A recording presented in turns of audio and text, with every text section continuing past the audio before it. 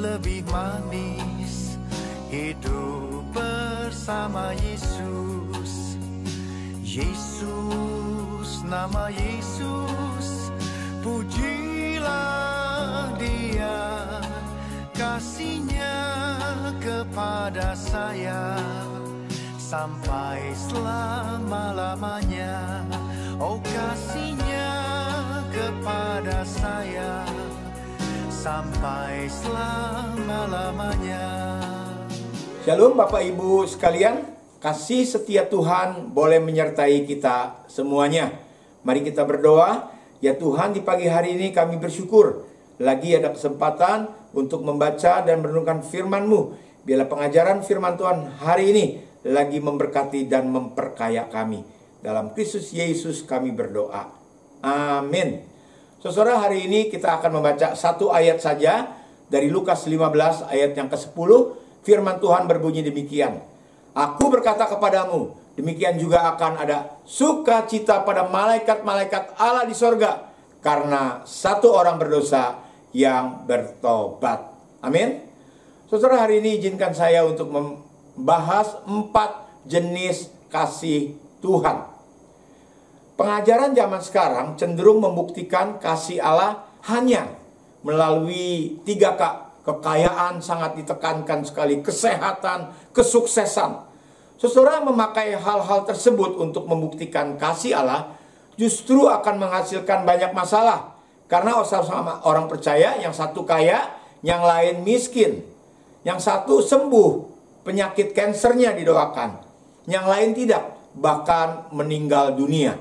Ditambah lagi, yang tidak sembuh dikatakan kurang beriman. Cilaka 12, saudara. Masuk musim hujan, petani senang, tetapi tukang es sedih.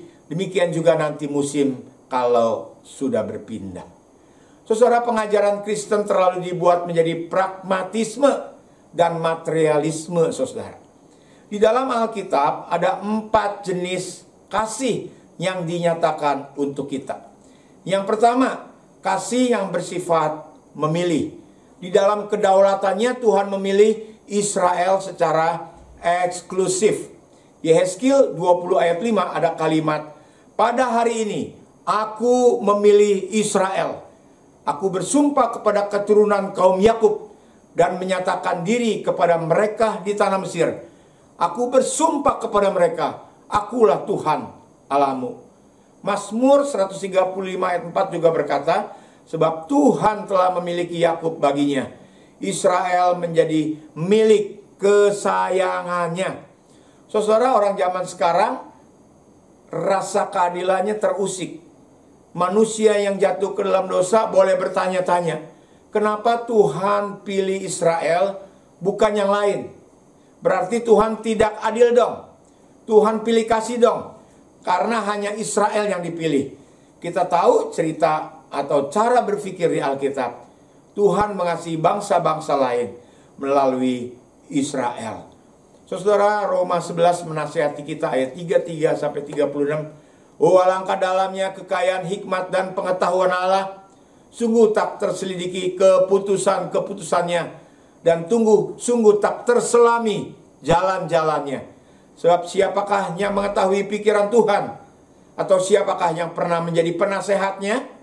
Atau siapakah yang pernah memberikan sesuatu kepadanya sehingga ia harus menggantikannya?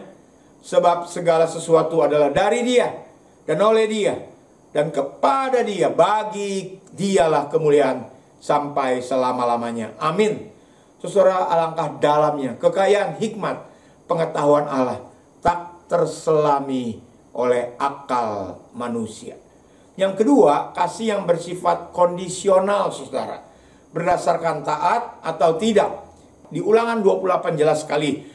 Berkat kalau orang taat kepada Tuhan. Dan kutuk kalau orang atau Israel tidak taat kepada Tuhan. Kasih yang ketiga, kasih yang bersifat providensia, saudara. Kasih Tuhan yang sama bagi semua umat manusia. Dia memberikan waktu yang sama, matahari yang sama, waktu kerja. Kalau orang percaya tidak kerja, malas, menjadi miskin, bisa itu terjadi. Jadi kasih Tuhan ada yang bersifat providensia, ini sama kepada umat manusia yang ada di bawah kolong langit ini. Dan yang keempat dari nats kita hari ini, yaitu kasih yang memanggil orang yang berdosa. Saya namakan kasih yang mencari. Lukas 15 menyerukan kepada semua orang yang berdosa, yang belum menerima Tuhan Yesus sebagai Tuhan yang juru selamat, yaitu kasih yang mencari. Domba yang hilang, dirham yang hilang, anak yang hilang. Saudara, bukankah nats kita hari ini Lukas 15 ayat 10 berkata, demikian juga akan ada sukacita pada malaikat-malaikat Allah karena satu orang yang berdosa bertobat. Biarlah kita mengenal kasih Allah secara luas, secara holistik, saudara. Apa yang dinyatakan melalui firman-Nya.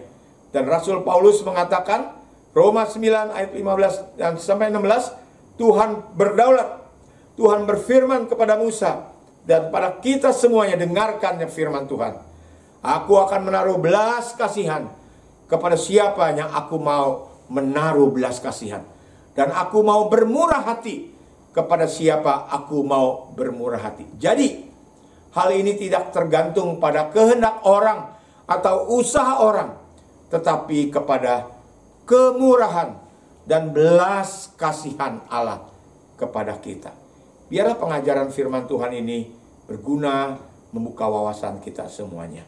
Mari kita berdoa. Terima kasih Tuhan untuk kasih setia Tuhan yang tak terselami, tetapi diwujudkan, dinyatakan, dan kami rasakan di dalam dunia ini, yang sudah dibukakan pengajaran melalui firman Tuhan. Dalam Kristus Yesus, kasih itu selalu bersama dengan kami. Haleluya. Amin. Tuhan menyertai kehidupan kita sekalian.